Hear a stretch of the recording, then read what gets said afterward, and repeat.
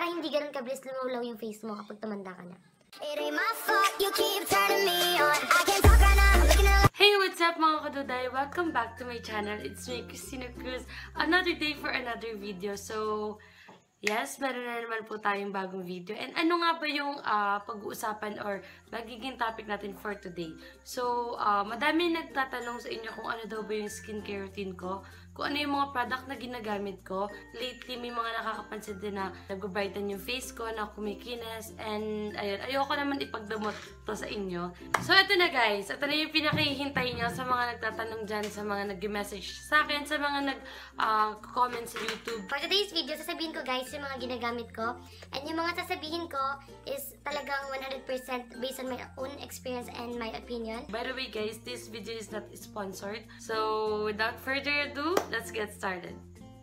Ginamit ko siya for 1 month until now, pero ginagamit ko na lang is yung toner niya kasi naubusan na ako ng cream at saka yung sunblock niya na naka-include. Ito na yung sinasabi ko sa inyong ginagamit ko guys. Itong Fairy Skin Derma Facial Set. Ayan. So, nabili ko to guys for 100 pesos. And it comes with this toner, Fairy Skin Sunblock Cream Gel, and Fairy Skin Brightening Cream. Ayan. So, sabihin ko lang sa inyo kung paano yung ginagamit and kung paano to naging effective sa akin. Una, na-introduce to sa akin ng isa kong kaibigan. Then, nagandahan ako dahil feeling ko parang nagkakaroon ng glow sa skin niya, sa face niya, ganun. So, sabi niya sa akin, gumamit daw ako since I have a lot of pimple marks. Nung una, nag-hesitate pa akong gamitan kasi na-try ko na yung mga ibang rejuvenating set pero it didn't work. So, sa pangalawang thought, nag-hesitate talaga ako na gamitin siya kasi I have a very sensitive skin. Or sa mga nakakanood ng videos ko, alam nila yon. Isang gamitan mo lang nang hindi hiyang sa akin, talagang magkakaroon ako ng pimples. So, yun na nga. Ginamit ko siya, bumili na ako. And then, una, parang wala namang nangyayari, parang gano'n. On the first week, ayun, doon na siya nag-start magbalat. Pero sa akin, based on my own experience, hindi naman siya ganun kabalat. Kagaya ng ibang rejuvenating set, ganyan. Tapos, during the peeling day, talagang hapdi siya sa bawat paglagay mo. Sobrang hapdi talaga. Pero yun nga, kailangan natin magtiis, tiis ganda. So, ayun, ipapakita ko na sa inyo guys kung paano yung night skincare routine ko. Mag-rinse lang ako ng face ko and I'll be back. So, ayan guys, nabasa ko na yung face ko. Ayan, ilalather ko lang siya. Igaganyan ko na siya. Simula nung ginamit ko to, since pumuputi nga yung mukha ko, hindi na ako nagpa-foundation masyado. Since masyadong puputi na siya. Ayan. Then, pag ganito. Then guys, ang ginagamit ko is itong dalawa ko. Yung middle finger is ito. Pero talagang hindi ko masyadong dinidiinan. And ito, pag ganito naman dito sa side na to. So, ayan guys. Pwede na to. Babalawan ko na siya. Nabalawan ko na siya. And ito pa, ako personally, hindi ako gumagamit ng any face towel, any clothes, any tissue para matuyo yung face ko. Nahayaan ko lang siya na matuyo. Ganyan lang. Or tap-tap. Tapos, ito nga pala guys, kapag nagbalat yung mukha nyo, kunwari, once nagbalat, pwede pa din siya magbalat sa mga second week, third week, parang hindi na lang ganun kasing lala. Sa umaga, first step, yung soap. After mong mag-wash ng face, pangalawa, second step is itong toner. And pangatlong step is itong sunblock. Para may protection yung face nyo throughout the day. Kapag naman sa gabi, maghihilamas kayo using this soap. Yun yung first step. And the second step is ito ulit na toner. And third step, ito namang brightening cream. It says na whitening, anti-aging, skin renewal, tighten pores. Yan, tuyo na siya guys. So, kuha na ako ng malinis na cotton ball. Make sure na malinis yung gagamitin nyo Manipis lang ako kumuha. Mga hanggang dito na lang yung laman nito. Ayan. Inuubos ko na lang din siya. And kung tatanungin nyo if bibili pa ako, para sa akin, i-stop ko muna siya. I mean, ipapahinga ko muna yung face ko. Kasi ganun daw yun sabi nila. So, ayun, naglagay lang ako ng isang drop. Then, i-start ko muna dito. Pataas siyang ganun. Kapag napapansin nyo na masyado na maputi yung face nyo, or kapag nahapdian kayo, or kapag namumula na yung skin nyo, ganyan. Hindi nyo na siyang bawasan. I mean, kunwari every night yun na lang gagamitin yung toner, ganun. Tingnan nyo guys yung dumi na kukuha. Ayan.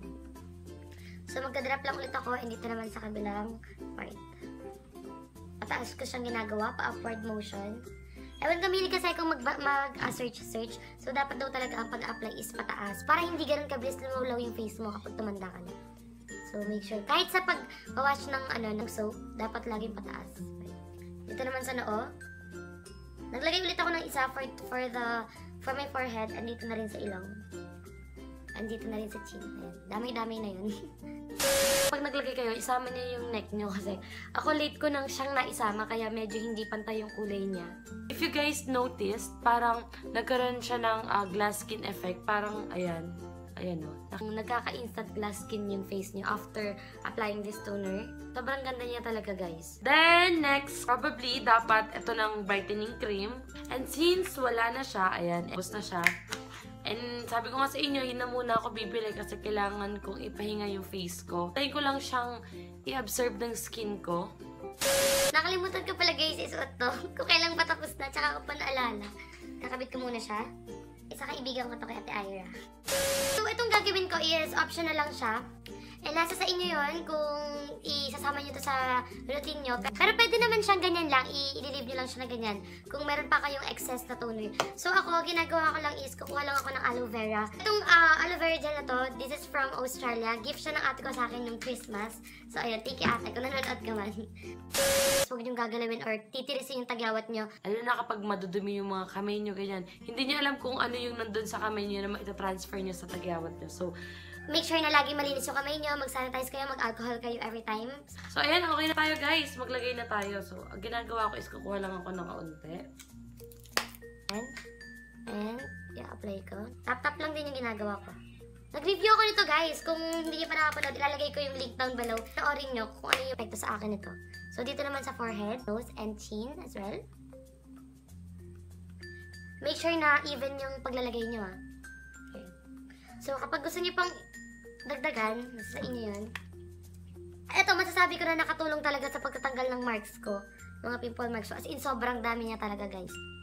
Ito pa nga pala, guys. Ito pa yung isa kong ginagamit pang heal ng mga pimples ko. Or kunwari, meron ako mga biglaang lakad or yung mga event kinabukasan. Ito yung, kumbaga, savior ko. Ganun. Para mawala agad yung pimples ko. So, kung mapapansin nyo, guys, minsan meron tayo mga whiteheads sa maliliit. Ako para sa akin kasi parang pwede yun magtuloy as a pimple. Kaya ginagawa ko, pag naliligo ako, hindi naiiwasang masunggo, ganun. Kaya natatanggal yung pinaka-white. Makapansin nyo naman yun guys eh. So after nun, kapag natanggal na yung white sa pinakaloob ng pimple nyo, maglalagay lang ako ng solution na to. Which is from Human Nature Acne Defense. Ito. Ayan. Sobrang tagal ko na to guys. And ayan, hanggang dito pa rin din siya. Natutulungan niyang i-dry yung pimples nyo. Kaya nasabi ko, kapag lumabas na yung pinaka-white sa pimple nyo, then lagyan nyo lang siya. Ayan, mag-dry na siya. 200 plus ata. Hindi ko sure, pero try nyo na lang hanapin sa internet. And guys, kung interesado pa nga kayo, just keep on watching. And ipapakita ko yung skincare ko every morning. Approximately 10 hours later. Hey, what's up mga ka-today? Good morning. So, ayun, kakagising-gising ko lang. Gagawin na natin yung morning routine ko. Wag na natin patagalin to. Maghihilamos lang ako guys, and I'll be back. So, ayun lang yung ginawa ko. Naghilamos lang ako using this soap. After kong maghilamos, dati ito yung talaga yung mga gamit ko every morning. Pagkatapos ko maghilamos using this soap, magto-toner ako. And after ko mag-toner, magto-sunblock cream gel ako. Ayan. Since ubos na nga sila, umanap ako ng alternative na pwede kong gamitin. And guys, kapag gagamit pala kayo, meron ditong directions na naka-include. Ayan. Kapag gagamit ng soap, 10 to 20 seconds nyo lang siya dapat i-leave sa skin nyo. Masyado na siya magdadry kapag pinatagal nyo pa. And isa pa, medyo mahapdi rin siya sa face kapag nagbabalat ka nun. Kapag talagang tuyo na siya, ang gagamitin ko is ito, Nivea or Nivea cream. So, nabili ko to sa Watsons. Magkano ba siya? 100 plus yata. So, ganito yung itsura niya. Ayan. Color white siya. Tapos, typical lang na cream. Ganun. Sa unang lagay, parang medyo malagkit siya. Pero mawawala naman yan. So, ayun na guys. Siguro pwede na to. Then, ang ginagawa ko is, ayan. Lalagyan ko lang siya.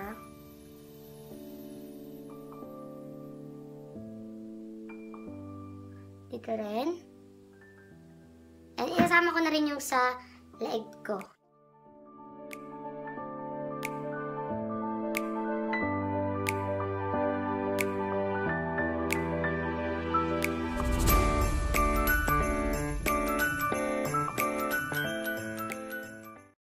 Guys, parang nagbibigay din siya ng extra whitening sa mukha. Ako napapansin niyo parang nag-brighten yung face ko. Lagi kong sinasabi na hindi porket hiyang sa akin is hiyang din sa inyo. So, mas maganda rin talaga na mag-search tayo and mag-ingat tayo sa mga gagamitin nating product. Kasi hiyangan lang din to, guys. I'm done putting this Nivea cream. As an alternative dito sa whitening cream.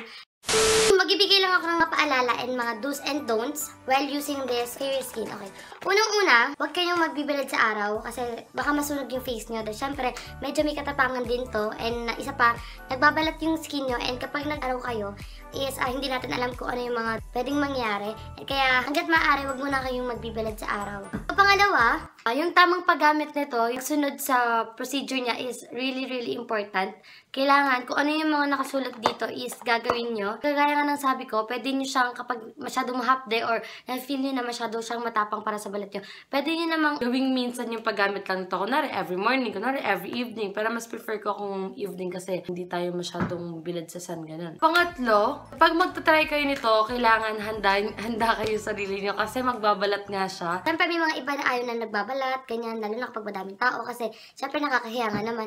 Pero yun, kaya syempre rejuvenating sa tint to. Ina-expect na natin na talagang magbibigay to ng peeling effect, ganyan. Nagre-renew naman kasi yung skin natin, kaya ganun. Nagpapalit siya ng another skin na mas makinis, kaya siya nagbabalat. So, pang-apat, huwag kayong magsasabay ng ibang product habang ginagamit nyo to. Ginagawa ko na to, medyo matagal ko na rin kasing hindi nagagamit yung mga gel niya. Ubus ko na lang din siya. Kaya gumagamit ako ng mga alternative. Pero kayo, siguro mas maganda na huwag muna kayong gumamit ng mga kung ano-anong product. Basta mag-stick lang kayo dito hanggat maubos nyo siya. And isa pa, kung meron kayong nafe-feel na hindi ganong maganda sa skin nyo na alam nyong hindi na tama, mas maganda na i-stop nyo na siya and magpa-consult na kaagad kayo kasi sabi ko nga sa inyo, hindi tayo magkapare-parehas ng magiging epekto nito. Kasi kung ano yung hiyang sa akin, pwedeng hindi maging hiyang sa inyo at kung ano naman yung hiyang sa inyo ay hindi rin maging hiyang sa akin. Kung magtatanong man kayo kung ilang days bago siya mag-effect, for me, magkakaiba tayo ng action ng skin natin kung kailan talaga sila magbabalat, pupute, ganun. Huwag kayo magmadali kasi it takes time naman. Lalo na sa mga pimple marks nyo, kunwari sabihin nyo, ay hindi pa tatanggal ng ganito, hindi pa. Parang hayaan nyo na lang tapos magugulat na lang kayo na, uy, parang naglalighten na yung mga pimple marks ko, parang ganun.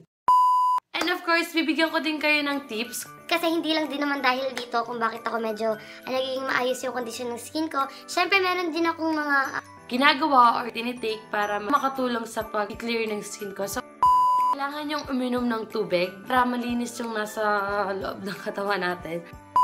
Take kayo ng vitamins. Kailangan din talaga natin mag-vitamins kasi syempre, para na rin sa kalusugan natin. Ganun. So, usually yung vitamin na tinitake ko is Potency or Lemon C. Pero since naubusan ako, ito muna kakabili ko lang na Scott's. Vitamin C. So, ayan. Ano lang siya, 2 times a day ko lang siya tinitake. Ang sarap ng ng lasa niya. Parang candy lang. Parang gusto kong ubusin naman. I-recommend ko sa inyo na maganda kasi medyo pricey siya. Ipapakita ko na lang. Ayan. Parang mapifeel mo na talagang kikinis yung mukha mo na hindi. Para sa akin na, ganun. Huwag kayo masyado magpupuyat. Kung kaya niyo matulog ng aga, gawin nyo para sa ikakakinis sa mga mukha natin. Exercise. Para pagpawisan tayo, para lumabas lahat ng mga dapat ilabas. Huwag ka iba-iba ng mga routine, ng mga product na ginagamit mo. Kung saan ka ihiyang, dapat mag-stick ka lang doon. Minsan, dahil pa iba-iba tayo ng skincare routine, kung ano-ano yung mga pinaglalagay natin, is mas nagiging sensitive yung skin natin. Parang nagre-react siya sa mga pinapahid or sa mga nilalagay natin. Kailangan natin ng proper hygiene sa katawan natin. Dapat maging malinis tayo. Huwag tayo matutulog na hindi naghihilamos. Mas maganda na talagang malinis tayo sa face. So, dapat mga 2 to 3 times a day tayo nagka-wash ng face. Avoid sweet foods or oily foods na pwedeng i-cause ng pimples natin. Oo, pag kumakain ako ng matatamis, napapansin ko nagkaka-pimples ako. And yan, parang sinabi lang din siya sa akin ng isa kong kaibigan na nagpa-derma na nakakatagyawat daw talaga yung mga matatamis, chocolate, ganyan. And ayun, ewan ko lang. yung mga pillowcase nyo, make sure na malinis yun, na lalabhan nyo yun regularly. Dahil, syempre, dun tayo madalas, diba, yung nakadikit yung face natin every night. Kaya, ayun, baka pinamumugaran siya ng bacteria, ng mga germs. So, ayun guys, para magkaroon kayo ng clear skin, mas magandang mag-research kayo. Talagang mapili kayo sa mga product na gagamitin nyo. Maging talagang mapanuri kayo kasi mukha yan eh. Siyempre, iba yung mukha. Siyempre, ayan yung talagang pinaka-iingatan natin kumbaga. Kasi nakakawala talaga ng self-confidence kapag madami kang tigyawat. And naranasan ko yan. So, ayun, that's all for today's video. So, sana nakatulong to sa inyo. And thank you sa mga nanood hanggang sa dulo kasi, ayun, appreciate nyo yung pagsasalita ko and yung pagbibigay ko ng information sa inyo. Thank you so much for watching, guys.